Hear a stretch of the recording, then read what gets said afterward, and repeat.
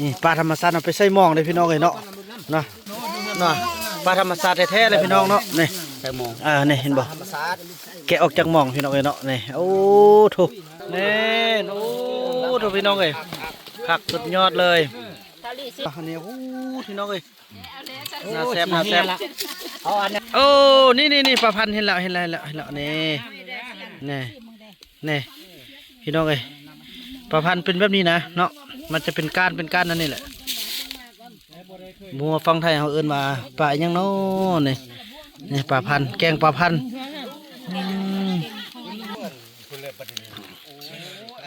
ใบมุกปลาพันธุ์ใบมุกปลาพันธุ์พี่น้องเลยเนาะใบไม้ใบตอกก็เป็นอาหารการกินเมื่อพี่น้องเนาะมีใบกุ้มเนี่ยมีหน่อไม้มีผักกูดพี่น้องเลยเนาะทางนี้ก็เป็นแช่เบียร์ไว้พี่น้องเลย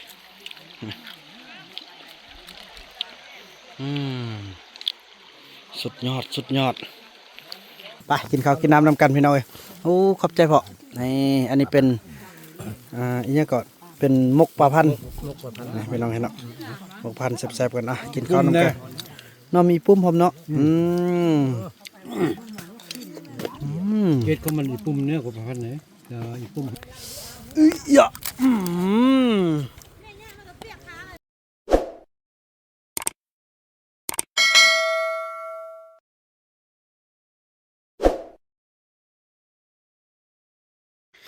สบายดีท่านผู้ชมเนาะพี่น้องเอ้ยคลิปนี้ก็เป็นคลิปที่บ่าวบุญนำและสาวนกพี่น้องเอ้ยจะไปกินข้าวปลาเนาะพี่น้องเปลี่ยนบรรยากาศใหม่คือว่าตอนนี้เอารถไว้หันเนาะก็ถือว่าทางพ่อฮักของบ่าวบุญนำแล้วก็แม่ฮักเพิ่นไปเกี่ยมปลาเกี่ยมย่างละไปซอกปูซอกปลาแล้วพี่น้องเอ้ยเนาะละอยู่ทางนั้นแหละพี่น้องเนาะอันนี้เป็นส่วนมันต้นส่วนมันต้นภาพบรรยากาศเปลี่ยนไหมพี่น้องเอ้ยพาทุกคนไปเลาะไปเที่ยวก่อนบ้านนี้ถ่ายพอต้องเลิกกับถ่ายยากแล้วพี่น้องกดไลค์พี่น้องเอ้ยเนาะอุ้ยทางใดเนาะเบิ่งโอ้เนาะเขาพิดทางลงลุ่มพี่น้องนี่พี่น้องฮอดแคมน้ำละไปเที่ยวกินข้าวดอนกันเนาะได้บ่บนนั้นเอามาพี่พี่น้องเลยนี่ฮอดแล้วเด้ฮอดแคมน้ำเขาละกินข้าวกินน้ำกันเนาะพี่น้องไปกินข้าวดอนกันเบาน้ำและสนุกกับไปส่งยาสมุนไพรให้ลูกค้าเนาะส่งให้ตัวแทนอยู่จุดหนึ่ง300 ถุงจุดหนึ่งหันถึกอยู่100 ถุงจุดหนึ่ง100 ถุงโอ้ถึกอยู่400 ป่ายกว่าถุงพี่น้องเนาะนี่แหละพี่น้องเลยกินข้าวดอนน้ำกันนี่หอดแคมน้ำละพี่น้องมีเหือได้พี่น้องเลยเนาะเพิ่นเอาเหือไปใส่มองใส่ยังโอ้คันมีรถมอกรถซิ่งนี่มาพี่ใดได้นี่นะพุ่นโอ้น่าจะควันอยู่พุ่นพี่น้องเลยพอเพิ่นมีเหือเนาะเพิ่นเอามองเอายังไปให้อยู่เทิงนี่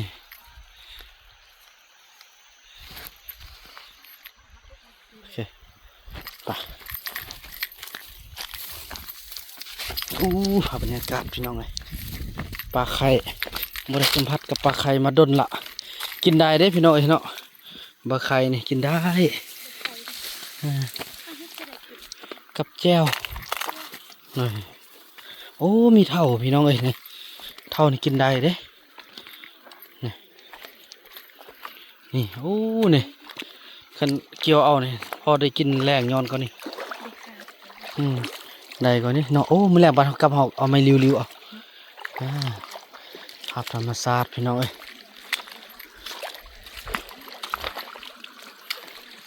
นี่ย้อนแหละนั่นมันหน่วย5 ปลาพี่น้องเอ้ยเนาะหน่วย5 ปลาขึ้นไปถึงพุ่นนี่พอเพิ่นก็นำมาลังมาละ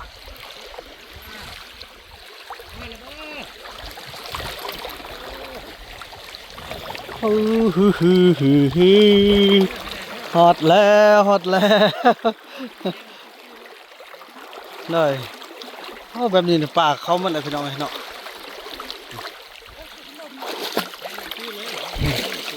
คอยย่างเลยลมๆก็ได้อาบน้ำน้อง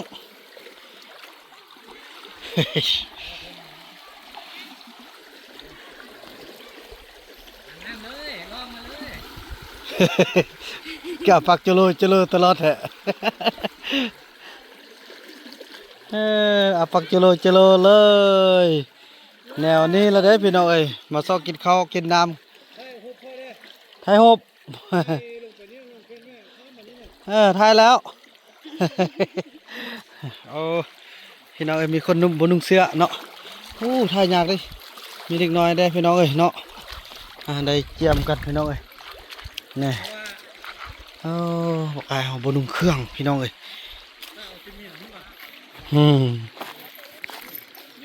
โอ้พี่น้องอันนี้แช่เย็นเลยนี่แช่เย็นกันเลยนี่เนาะเอาแบบธรรมชาติบ้านเฮาเลย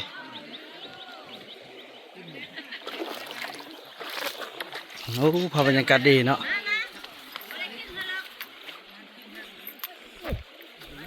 ช่วงเวลาพอดีว้าวโอ้เยอะแยะกันเลยฮะเธอ นี่อ๋อปิงป่าธรรมชาตินี่โอ้โถอันนี้ปลาซื้อมาเนาะแล้วก็อันนี้เป็นลำอันนี้ลำประพันธ์เนาะโอ้พี่น้องเอ้ยโมโหโอ้มุกประพันธ์นี่พี่น้อง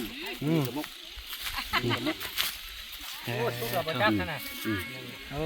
ดูธรรมศาสตร์ภาษาไทยเขาเอิ้นว่าจังได๋อันประพันธ์นี่ฮะคันเป็นภาษาตรงเรื่องปลาลุ่ย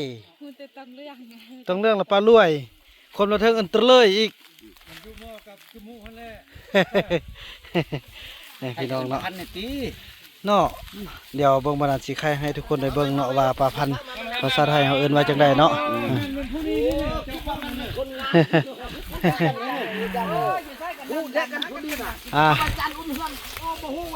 อันนี้เป็นของธรรมศาสตร์อันนี้เป็นผักกับเนาะ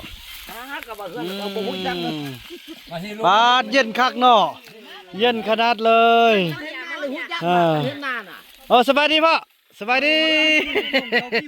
นี่พ่อพี่น้องเนาะกินข้าวกันแบบธรรมศาสตร์กันเลยเนาะนั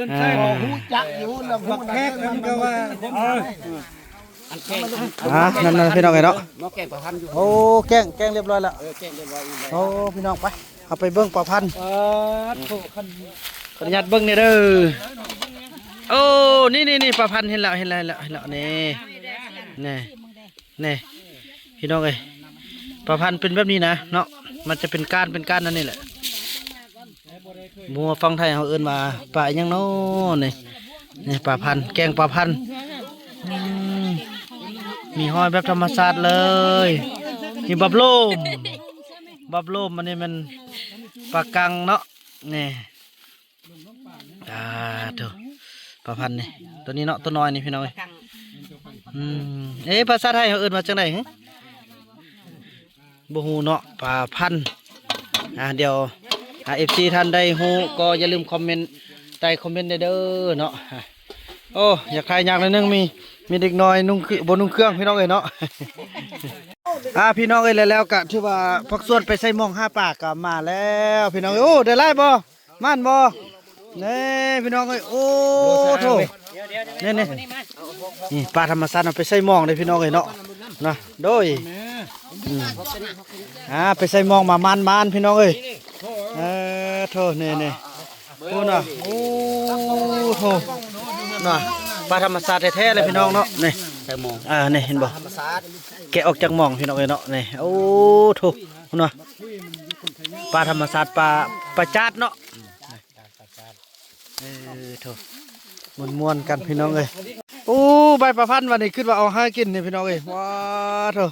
ใบแบบธรรมชาติกันเลยเนาะโดยโอ้นี่อันนี้แมนโอ้โถ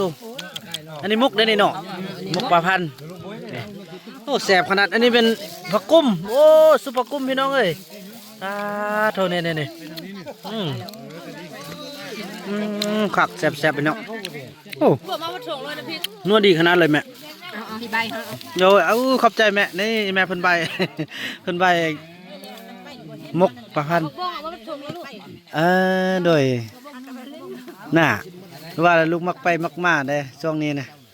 เดี๋ยวนี้ฮักได้อยู่บ้านเพราะว่าได้รอท่าเซาลีเกิดลูก เดือนคล้องแล้วเด้แม่นเลยโดยพี่น้องอันนี้คือบรรยากาศที่ว่าเกี่ยมกินข้าวกินน้ำกันเนาะผู้ใดกินอันใดๆก็กินกันไปแบบธรรมชาติจังซี่แหละพี่น้องเอ้ยอันนี้มันปิ้งเนาะ ปิ้ง นี่พี่น้องเอ้ยโถธรรมชาติกันเลยโอ้นี่มกโถเนาะสุดยอดเลย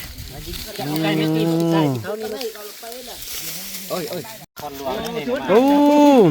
อันนี้ทางอาจารย์เพิ่นมาแต่นครหลวงเนาะให้พี่น้องเพิ่นสิปิ้งปลาสู่กินพี่น้องเอ้ยโอ้แซ่บเลยปั้นข้าวเหนียวนี่นะแซ่บขนาดเลยโอ้ลำประพันธ์เนาะนี่เนาะเซาลีอันนี้ก็ซื้อเซาลีเนาะเน่โอ้ดูพี่น้องเอ้ยคักสุดยอดเลยซาลีชิมมึงนึกซาลี เป็นจะได้แซ่บบ่จางเนี่ยปรุงเกลือเป็นนัวโตคนดอกนี้โอ้พี่น้องเอ้ยน่าแซ่บเอาอันนั้นเอาจานมาใส่ตัวนี้นู่นน้อยจานมาใส่ประพันธ์ไว้ เอายังคีบเอาเดี๋ยวนี้นี่เฮียบอกแล้วเนาะโอ้ถูกเนาะกล่องลวกที่ใดมันง่ายๆก็เนาะพอดีแฮมพอดีแซ่บเลยโอ้ยิบกินเลยแซ่บ โอ้โดนละบ่ได้กินกับภาพบรรยากาศแบบนี้พี่น้องเอ้ย จานมาใส่ด้วยภาพบรรยากาศที่อบอุ่นพี่น้องเนาะกินแบบธรรมชาติกันบ้าน้ำกันโดยเอากินเลยได้ป่ะเด้อกินก่อนเลยเด้อนี่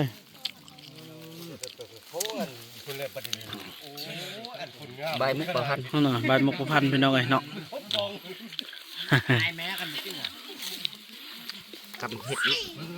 สุดยอดเลยอันนี้เขาเอาถ้วยมาใส่ไปพุ่นเลยเนาะเสียดายตัวนี้พี่น้องพุ่นอ่ะแต่เอาเนี่ยคลิปเอากินแบบธรรมชาติกันเลยพี่น้องเอ้ย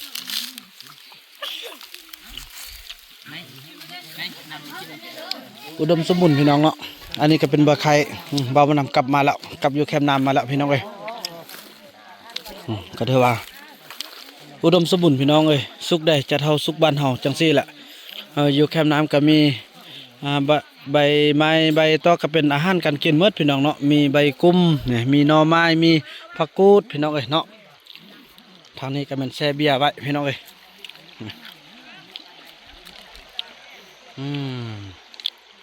สุดยอดเก็บภาพบรรยากาศก่อนที่จะกินข้าวกินน้ำให้ทุกคนได้เบิ่งก่อนกลับบ้านกันเย็นพี่น้องเอ้ยเนาะไปกินข้าวต่อกันพี่น้องวันนี้เนาะอันนี้ก็ถือว่าเป็นแกงห้อยแม่นบ่แกงห้อยแกงประพันธ์เลยขอบใจที่ให้ได้เบิ่งเนาะไปกินข้าวกินน้ำนำกันพี่น้องเอ้ยโอ้ขอบใจพ่อนี่อันนี้เป็นอีกก่อนเป็นมกประพันธ์พี่น้องเห็นเนาะมกประพันธ์แซ่บๆกันกินข้าวนำกันเนาะมีปุ้มพร้อมเนาะเกล็ดก็มันอีปุ่มเนี่ยกับพันไหนอีปุ่มเนี่ยว่ามันอีปุ่มมันทนงานไหนปุ่มดีไหนหนึ่งปุ่มอันนั้นแต่ปุ่มไม่ห่างเจ้าพี่น้องเอ้ยเนาะมีห้อยธรรมศาสตร์ห้อยเหยาห้อยเล็บจานพี่น้องเอ้ยเนาะ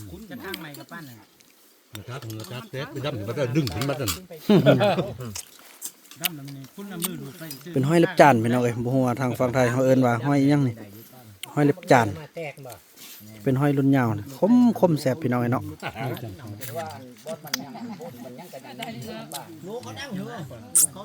ก้นนี้นะจักย่างแหมันต้องใส่ล้าขึ้นนะ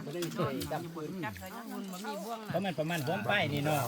อันห้องมันของเฮาลงบ่เห็นเด้อมัน อ่อนอยู่กองหอมไม้พี่น้องเอ้ย ป้าหนึ่งป้าหนึ่งเบิ้ลก็มาห้า เปียงเด้อน้ำมัน ปลาตัวปีงใหญ่ขนาดพี่น้องเพิ่นต้นตัวใหญ่คักเนาะกินแซ่บๆกันกินแซ่บๆกันอาจจะตัวแม่นบ่ เอา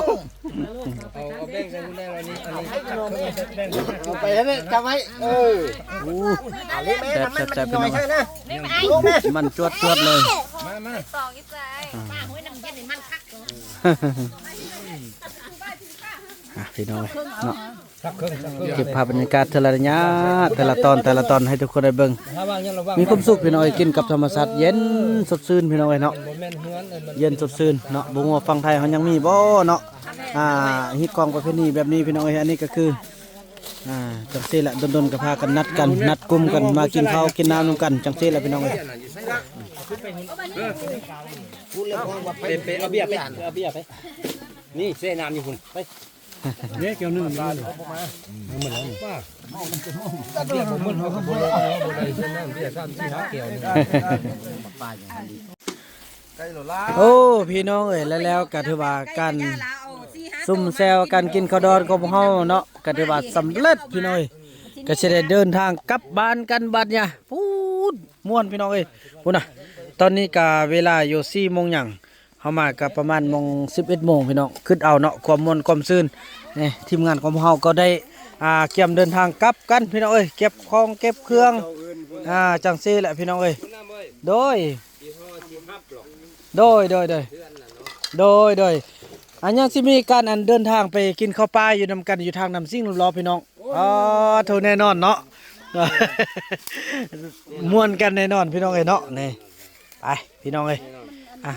เก็บของเก็บเครื่องโดยพอเพื่อนแล้วก็เตรียมเดินทางกลับกันเนาะ ยิ่งหันผู้บริจาคย่างนั่นเลยเบิ้งเด้อ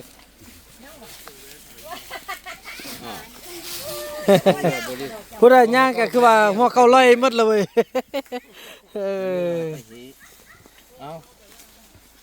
เบิ้งเด้อบ่ฮาไปน้าบ่ฮาริมล่างเด้อ เอ้าปืนพูดอะไรพ่อ เข้าไปแล้ว พ่อปืนพูดอะไรไผ่ ก็ชอบไปแล้ว พุทธะปอปลาพุทธะไป โอ้ไปหน่อยไปเดินทางกลับยะไป แม่เป็นหนี้ไปยุ่งยากไปห้องไปเจ้านี่ก็ได้ในเมืองเขากับเจ้านี่พ่อได้ใช่ไหม โอเคสำเร็จเอ้าน้องนก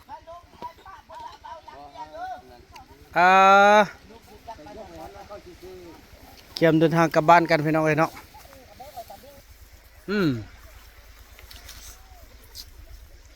เป็นน้องนกไปทางพุ่นวะถือว่าตอนนี้เนาะทีมงานของพวกเราก็ได้เดินทางกลับมาฮอดบ้านฮอดเมืองกันละพี่น้องเอ้ยอันนี้พี่น้องเอ้ยเอ้าย่อมีอันแกกันสดมานำซะด่ะนี่น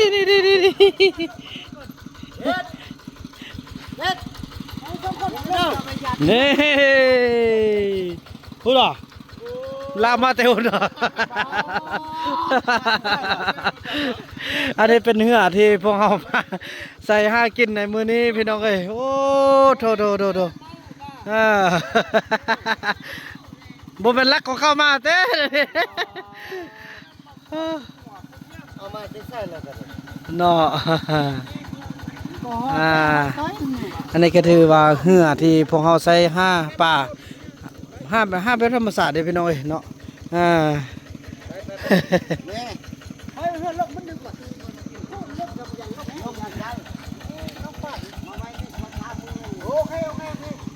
พี่น้องเอ้ยเนาะ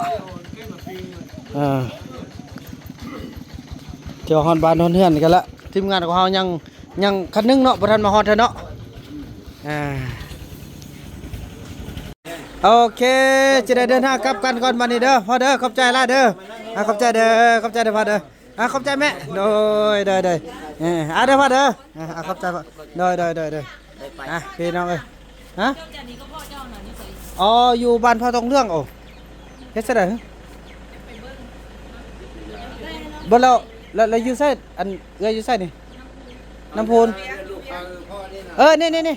คันอยู่น้ำพูนแล้วไปเอานำเมียไอ้เน่านางซวยฮู้บ่